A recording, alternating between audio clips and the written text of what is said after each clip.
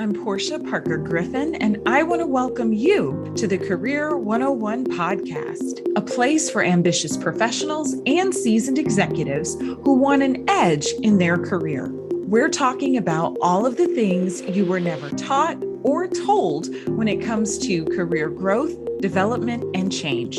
Now, let's get into it. Today, we are talking about entrepreneurship, solving business problems with Dr. Alana Reisinger. Dr. Alana Reisinger earned a dual bachelor's degree in athletic training and exercise physiology from West Virginia University.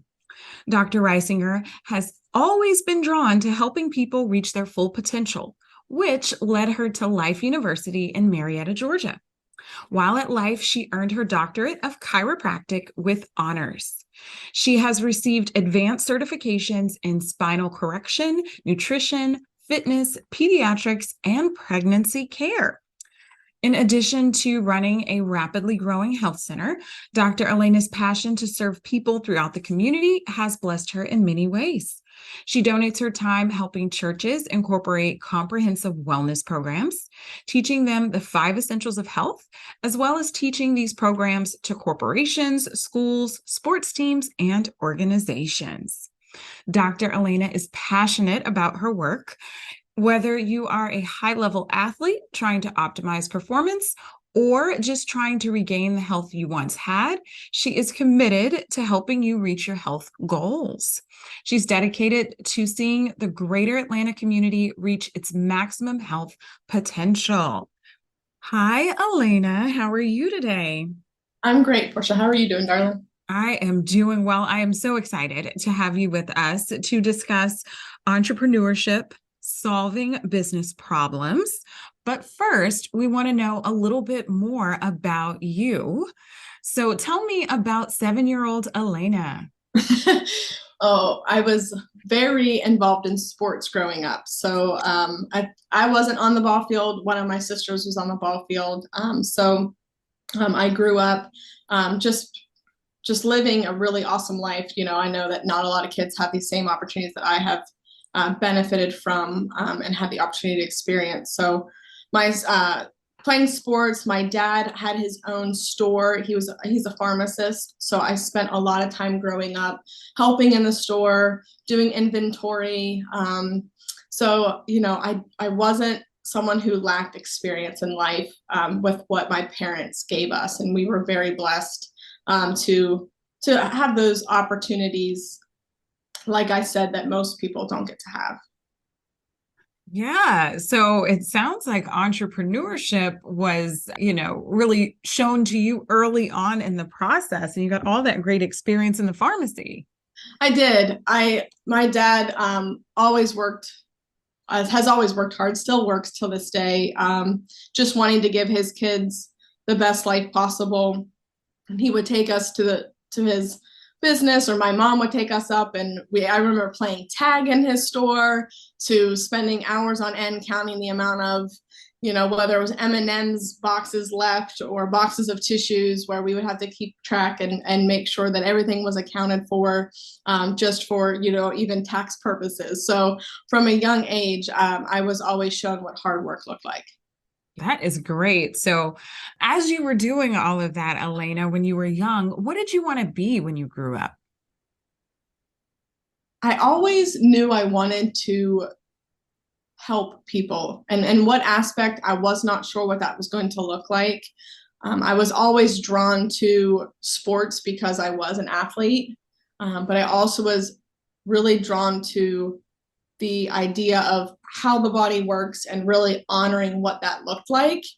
And I did not know what that was profession wise until I was in college. But I think chiropractic had always chosen me long before I ever knew that I was going to be a chiropractor.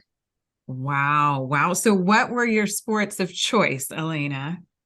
Oh gosh, I loved them all, really. I played basketball, soccer, softball, and then I also ran track. So all of which I enjoyed, and all gave me different opportunities. But I would say if I had to pick my favorite, I really loved soccer. Very cool. Very cool. That's exciting. I played sports. I think I tried out soccer. It was so much running. My sport of choice was basketball. I started in third grade and played up through most of high school. So it's great. You got to really see how the body works and the different demands I think each sport has on the body. Yes, absolutely. All right. So tell us about some highlights or pivotal moments in your career before you started your business. I would say a pivotal moment was when I was in chiropractic school, and the question that was asked is, what are your plans after you graduate? And I think we all go into whatever profession or schooling or whatever's necessary to be what we want to be and have that career. We don't necessarily think of the next phase of, okay, what does that look like? Am I going to own my own business? Am I going to go work for somebody else?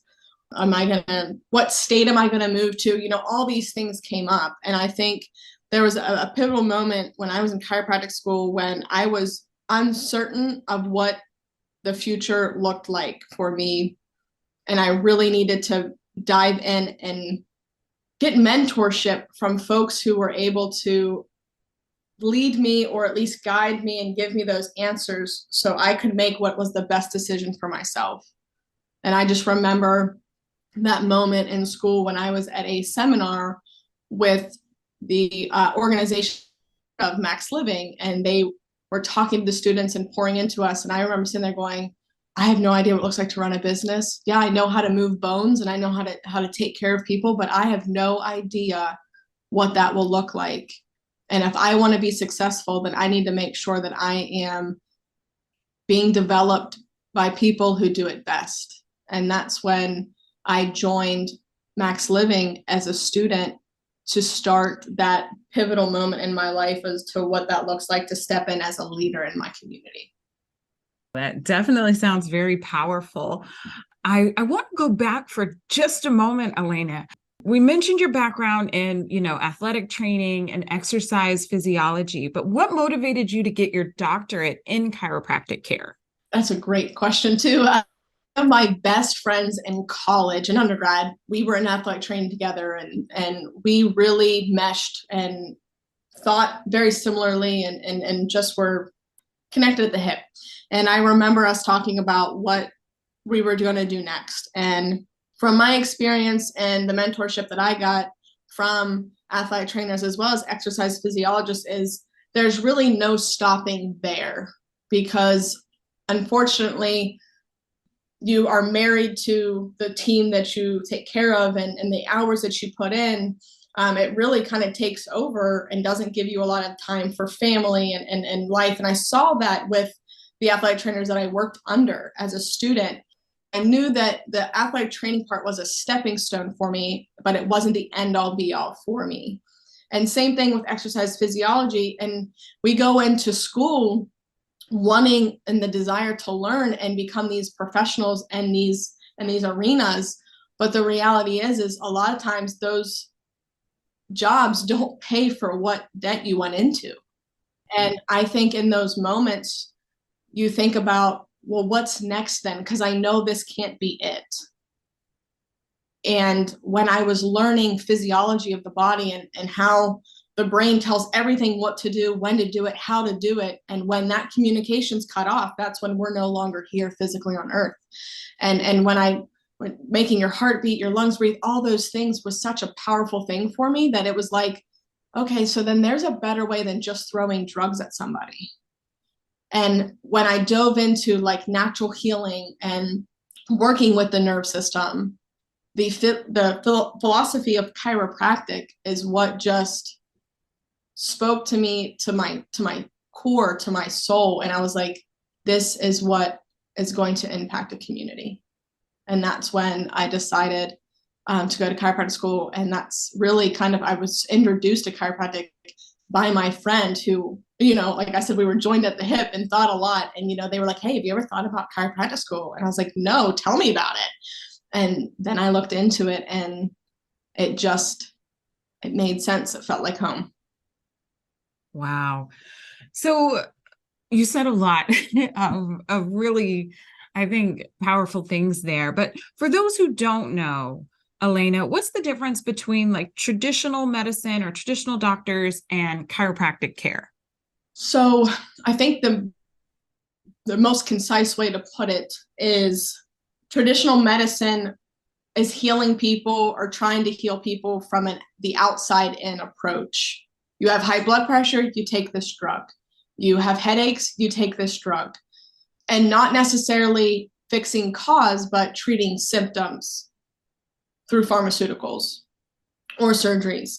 Where chiropractic wants to help heal people from the inside out, because we know that the way that we operate is from the inside. You know, the way that things work is the brain telling everything what to do and when to do it. And so honoring that and acknowledging that, and then removing interference in that communication allows the body to heal naturally, and actually corrects the true cause of the condition versus just symptom management. I love it. I love it.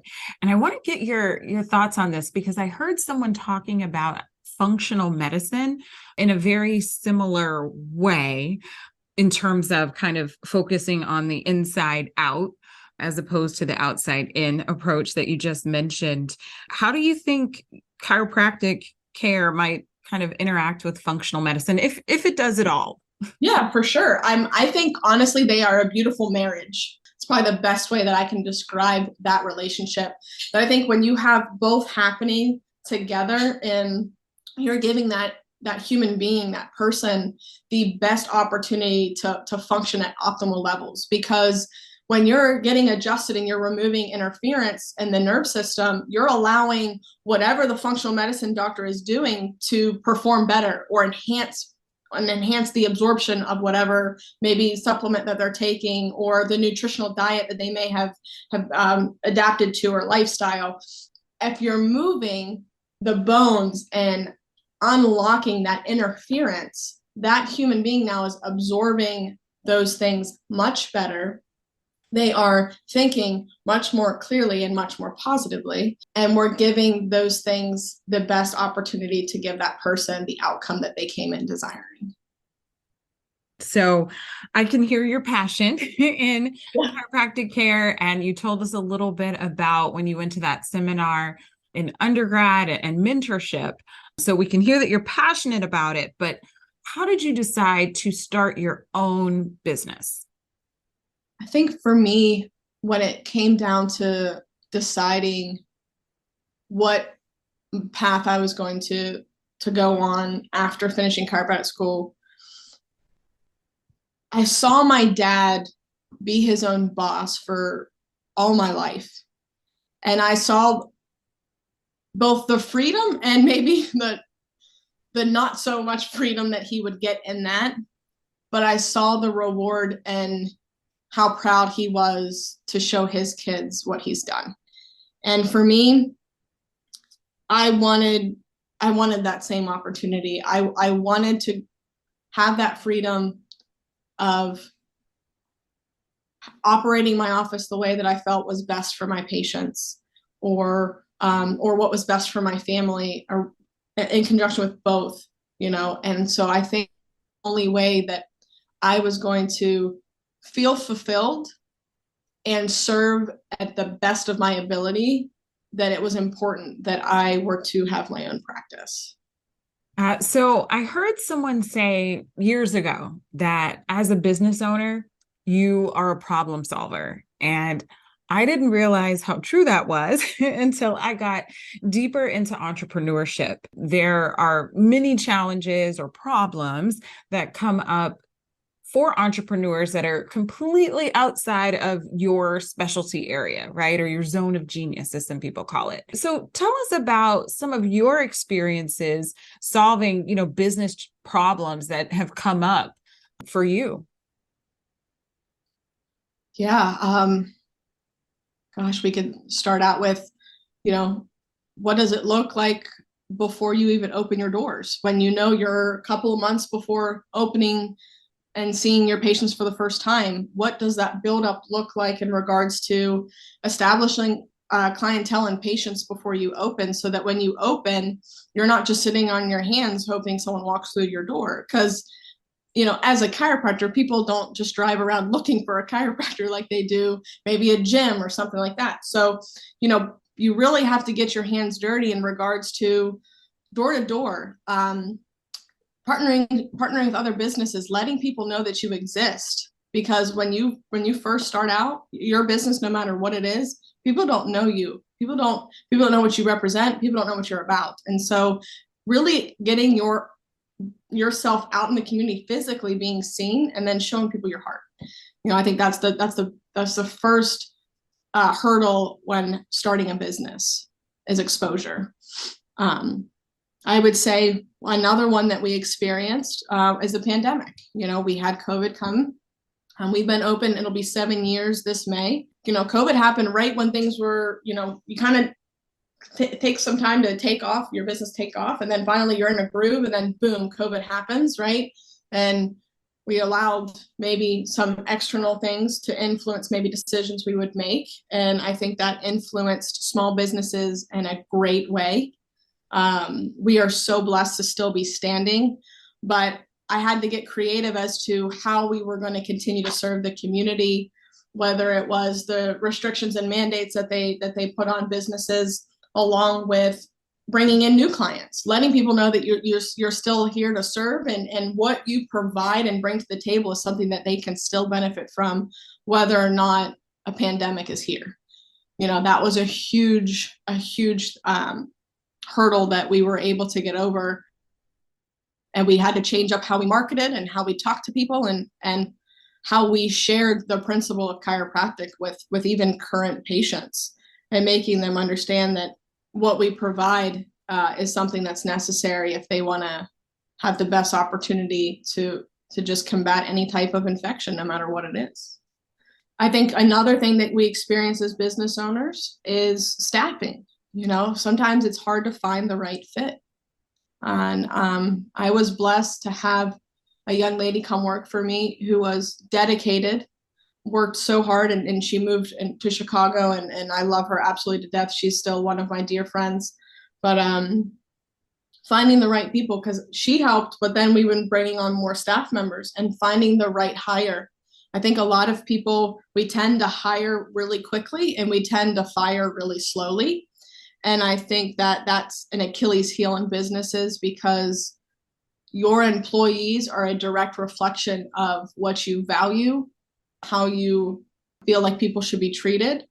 And I think making sure that you do your due diligence and find the right team to help with your business is critical, especially if they're the first people that they see when they come into your business. Like for mine, people don't see me, they see them. And so that's really important, that the first, step inside the office, they feel safe, they feel welcomed, and they feel like they're going to be heard and seen here. I love it. I love it. So specifically, I'll start with the staffing. Like, how did you kind of overcome any of those, problems with staffing? It sounds like you found some good people who helped you hire other good people, but, what were some things that you did to kind of really make sure that you were finding the right people? The Career 101 podcast is brought to you by Fly High Coaching, where we help our clients soar to their full potential. Entrepreneurs are setting out to achieve their business goals, but without the right support, it can be difficult, if not impossible. If you need business coaching, we're here to help. Check us out on our website, fly-highcoaching.com. My interview process is pretty intense, I feel like. When I'm hiring, I'll obviously have a very detailed job listing of what's expected, even all the way down to what hourly rate they're going to start at, all of those things. But when we do a in-person interview first, and it's a group interview. I love group interviews because it really shows you how people are going to interact with others. I also like that because in my practice and my business, we're constantly around other people the whole time. So I need to know is if you're around more people, do you clam up or are you still the person you're supposed to be, right? I also have them take what is called a DISC profile. It allows us to see their personality test to see what their strengths are and their weaknesses are. So I know what position I'm hiring, what personality is best suited for that position. So that also helps me really hone in on the top, candidates.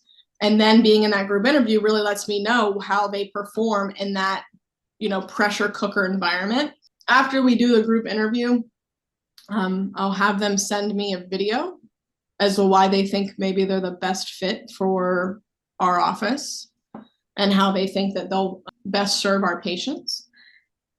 And then depending on how that process goes, we will invite certain folks back for a working interview where they will come and they will work a shift with my current staff. And this is really to see like how much do they ask questions? Are they really wanting to learn? Is this just a job that they're punching the clock for? Or are they really invested in wanting to serve this community?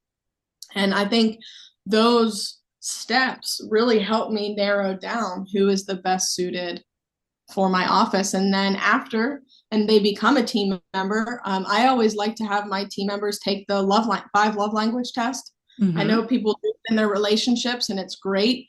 I also like to do it for my staff because I want to know how they feel appreciated. What do they need from me as a leader to make them know they're doing a good job? I appreciate them and they are valued. I think that those things have allowed me to find the right people to serve this community with me. Wow. I love to hear in-depth processes and how other entrepreneurs and business owners are tackling things that are huge challenges for many people. Retention and employee engagement are some of the specialties that we work with our organizational clients on. And I'll tell you, a lot of the companies that we work with, they're really not doing half of what you're doing. And I think that it really kind of shows a lot in their retention rate. That process sounds amazing. And I really like the working interview part. I think, having them with the staff is just a good way to see how people really are and how they really will perform. I also liked, the other challenges that you mentioned that a lot of business owners have, that build up to starting the business or launching the business, which is, terminology a lot of people use in the kind of online business world, but opening your doors if it is a physical location. I see a lot of our clients who are business owners, sometimes they stay stuck in that phase and they let the, analysis paralysis, perfectionism, all of that stop them from ever even getting started. So I loved, your response to that sounded like it was about a lot of action, right? In terms of getting yourself out there. Yes, absolutely. And then we actually have another episode of the Career 101 podcast where we talk about entrepreneurial mindset, right? And so when you talked about the pandemic and just external influences in business, I think that entrepreneurial mindset and understanding kind of the need to shift and change and be creative, right? Be that problem solver is so important for business because, to your point, like a lot of people said, oh, the pandemic's here, I'm closing, or oh, the pandemic's here, so it's going to be, business is definitely going to be low. And our business, personally, the pandemic 2020 was our largest year to that point, right? And so there were other businesses I know of that, they actually did better and well in the first years of the pandemic. So thank you for touching on all of that. Alana, I knew you would be, just so insightful. So what are some tips or recommendations that you would share if you were just talking to other business owners that might help them with their problem solving? I think that every business, no matter what you're providing, there needs to be processes and procedures in place. And I think process and procedures allow there to be less people in their head and more like in their heart, and really just being themselves and being authentic. And so those processes and procedures allow authenticity. And so I think every business needs to have them, no matter what you're doing and what that looks like. And everyone's going to have to cater that to what they offer. I think another tip that I would recommend is knowing your numbers. You know, a lot of times when we get together as chiropractors with our organization and we're talking, everyone knows their numbers for the most part. We know what our overhead is and what the office is bringing in revenue wise. And you need to know those things, because if you don't know your numbers, you have no idea where things are going. And so you could be spiraling out of control, and you have no idea where things are going, and where you're losing money or possibly underspending and overspending. And so I think knowing your numbers is another massive thing for business. I think another thing that as a leader, that's super important for other leaders to acknowledge and you know, maybe just reevaluate themselves, because I know I have to, is if you're not willing to do it yourself or have not done it yourself, then you can't expect it from your staff. And I think that's super humbling, because when I opened my business, I was pretty much on my own. I was lucky to have my partner help me from time to time, but at the end of the day, it was my practice. And so I was doing the front desk stuff and the back office stuff, and I was doing every job on top of being the doctor. And I think that when you own your own business, you have to be willing to do it all. And if you haven't done it and you're barking at your staff about things they're not doing right, well, you need to show them and lead by what that looks like and support them. Because when you point one finger at them, understand 3 fingers are coming back to you. And I think if you want to be the leader for your business, it starts with you self-reflecting and being willing to do it all and pull your sleeves up to get dirty. Yeah, I completely agree. I like to say, you know, I wouldn't ask someone else to do something that I wouldn't do or, you know, have done in the past. So I definitely agree with that. And I like what you said about processes and procedures too. And I loved your connection about how that allows authenticity. I think sometimes with clients who have businesses, I see them and they think it's the opposite. They think if they have processes and procedures, it's going to be stuffy and boring and they won't be able to be creative or innovative. Mm-hmm. But I think sometimes what they're missing is that if they don't have the processes and procedures, they're burdened because mm-hmm. all of this stuff is on their mind. So they're not creative or innovative anyway, right? Because they're worried about doing something different every single time and how's it going to work out. So I love what you said there. Yeah. And, you know, also the knowing your numbers part. When we see clients, and we've had clients who had some like serious kind of cash flow issues, you know, when it comes to entrepreneurship, you know, some people have what they call feast or famine. You know, they get a big client or a big rush of clients and things are great. And, you know, then things dry up and they've spent all of their money and they have nothing, they have no cash flow. And so, you know, being cognizant of that is so important. Oh, yes. I mean, and to even add on to that too, Porschia, it's like, you've got to have multiple areas of growth for your business. You can't be one dimensional.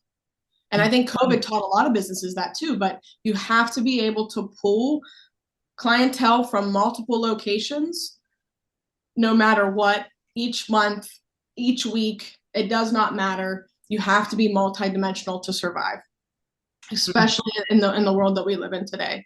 And I think too, with even to tag on to that as another tip is, most people are like, oh, there's not enough hours in the day, right?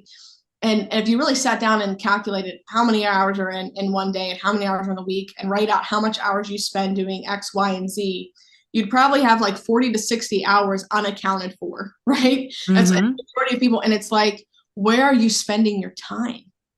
Like, and if you're not what I call war planning, if you don't have a very structured schedule every day, each week, and it can look different each day, but if you don't have structure to your life, you are going to just, the stress is going to be so overwhelming, and you feel like you have no control because you have no structure. You put structure into it, you have so much control, and you have so much more awareness of what things are doing and when you're available, and what life looks like. And I tell you, it makes practice way easier, and it makes it a lot more fun, because when you're running around stressed, not knowing what and when things are going to happen, it doesn't make it fun. But when you have that, it's, sky's the limit. Yeah, I echo all of that. I mean, to your point about being multidimensional, I should say, we talk to our clients about having multiple streams of income. And again, I think that's another kind of topic where some people start a business early and think that they need to have like 5 or 6 or 7 different service offerings. And that's not always the case. It's kind of working up to that, but definitely having some diversity to your offerings so that you can, really survive in times like the pandemic, or if there's just a market change. Exactly. With everything being online, like things change all the time, whether it be SEO and how much traffic comes to your website one month. I mean, there's just so many things that can change. So thank you for sharing that. And then also, about where you're spending your time, the structure. I mean, before we started this episode, I found out that on Fridays you don't see patients, and you use that as your time to really do your office work and things you need to get done. So I love that. I love that. Yeah, I think just having those boundaries. I think too, whenever we all open our business initially, I had like no boundaries, right? I'm checking my emails all the time. I'm replying to text messages, patients all the time, 9 o'clock at night, and it's just like, wait a second, I think boundaries are really important. And when I realized I needed to put a boundary on Friday, it was a great decision, and it has not affected my patient flow or cash flow or anything like that, but it has allowed me, to get done the things that I'm not able to get done based off of my war plan during the week. So tell us more about Reisinger Family Chiropractic.